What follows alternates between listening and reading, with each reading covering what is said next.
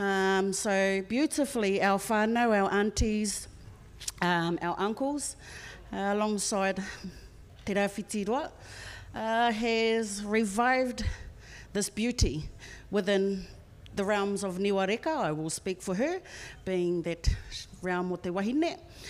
So what that's brought from me personally and what I've observed is this opportunity to have a whole bunch of different generations come together to experience this moment that our tupuna didn't quite have, or it was lost, or it was stolen, or it became scared, or that tapu kōrero. So we have been given this beautiful opportunity to not just revive the moko, but revive this beauty within inside of us, this want, this need to be as Māori, as Ngāti Rua Mahue as we possibly can. So with those opportunities, when is it that I can get mine? So in those little moments, we get to really capture a moment of a moko, knowing who or where this child wants to be in the future.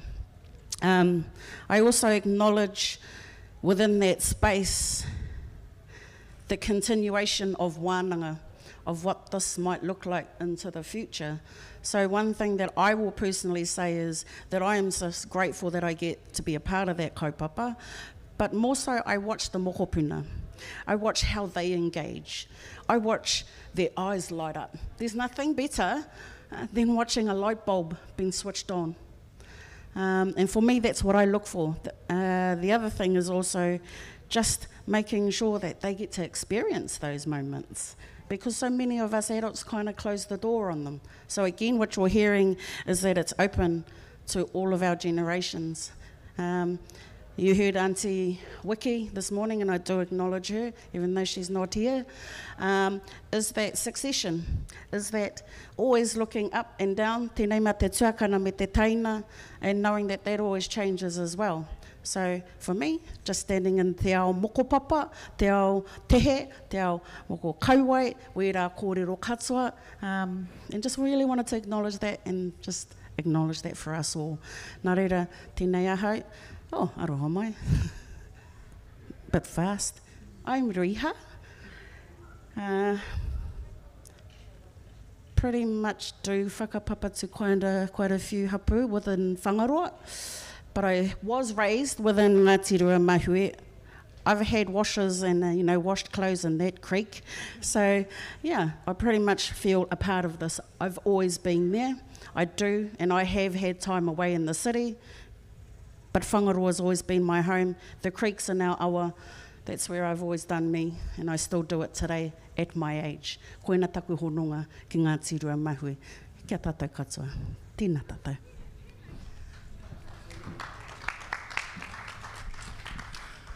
Oh, tēnā koutou. Thank you all for staying. I know that this is being broadcast across Tautoko. Had some comments coming across my socials for people to say good listening to you all. So e mihi ana kia koutou ki konei, me ngā whānau ki wahora e whakarongo mai ana.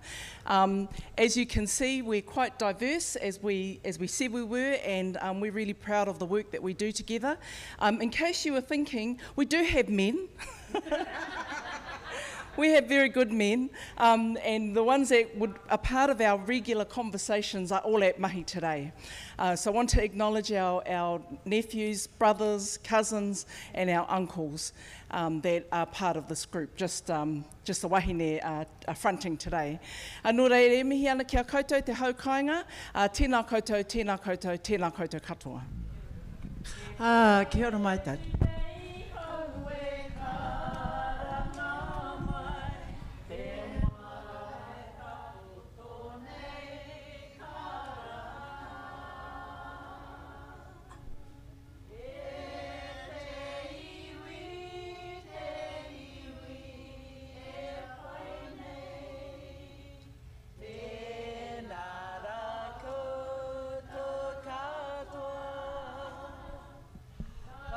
Bye.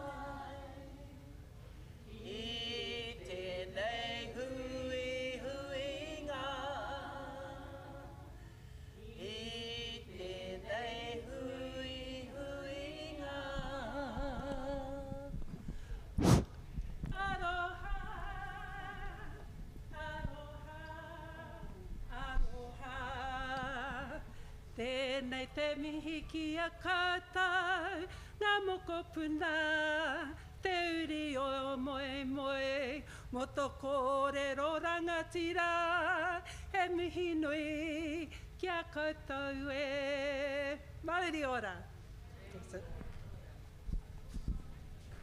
Ai, mauri ora ki a koutou ngā wahine tino rangatira nei. Ko tēnei te mihi atu ki a koe hinarangi. Me koutou katoa.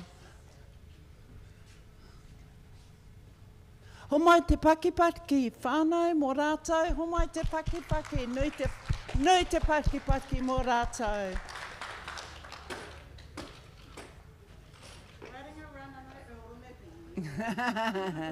Kapai, kapai.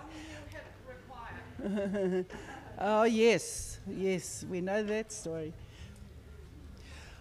Hoi anō, kia ora mai tātou katoa. He mihi nui ana ki a koutou. I tēnei wā, ko a hau tō koutou kaihau tū, ko rangitāwhia a hau, he trahiti a hau mō te marae nei, ko a wehe atu a Ngāti Kawa ki te mahi, we tahi atu mahi, no reira e karanga ana ko ngā kaikōrero i tēnei wā. Aroha mai, aroha mai.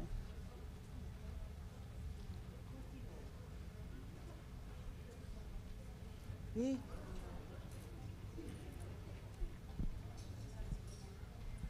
Tareku aroha, taku aroha.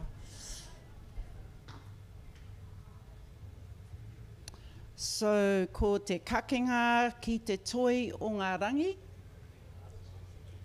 Te kakenga ki te toi o ngā rangi. Kei kone koutou? Pai ana. Pēhea a Riddell tūwhare. Riddell tūwhare. Ka hori. Aroha mai, aroha mai. We're going to take a 5-minute break, whānau. We're going to take a 5-minute break. Kia ora.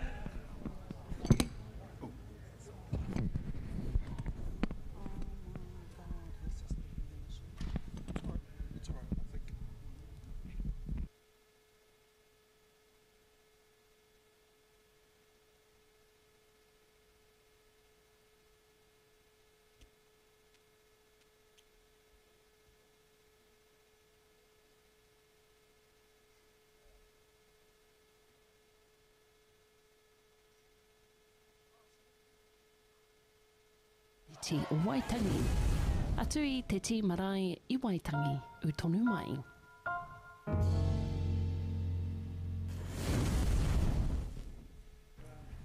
Like a moth to a flame, burned by the fire, fire, fire. My love is blind, can't you see my desire? That's the way love goes.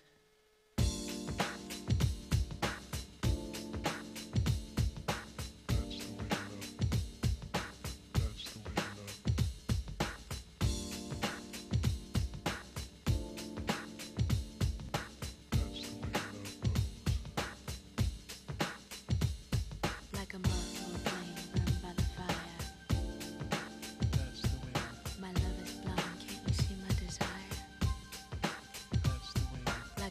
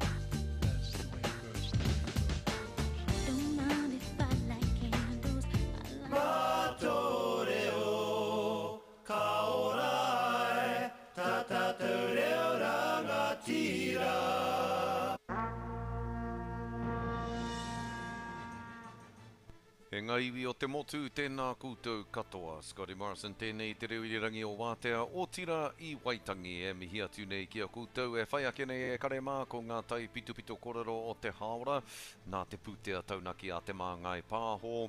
Ana, koe nei te rā tuarua o te hui a te kāhui a rangatira a iwi ki roto o Waitangi. O tira, ka tahuri atu ki ngā tai pitupito korero o te wā e pāna ki te rā o Waitangi, arā, kei te haere te premier ki hea, me ngā ha kina e whai ake nei. Ia wiki o Waitangi i ia tau a kāhui te kāhui a rangatira a iwi ki te ata whiriwhiri ngā take nui o te wā. Ko te tū a tau hoki a te kāhui a rangatira a iwi mā te kotahitanga, mā te tohatoha, mā te mahitahi. Ka whakahōnore i te inamata, ka whakahō i te anamata. Engari ka pēhea nei te āhua o te anamata e kōrero hia nei, i raro i tēnei ka wanatanga wairua mani nōhea ki te Māori. Ia te huri ake tātou ki a Jamie Tuta o Taranaki o tira o te kāhui rangatira a iwi. Koera te awanga nui, ne? Nā me pēhea ngā iwi e kōkiri i ngā take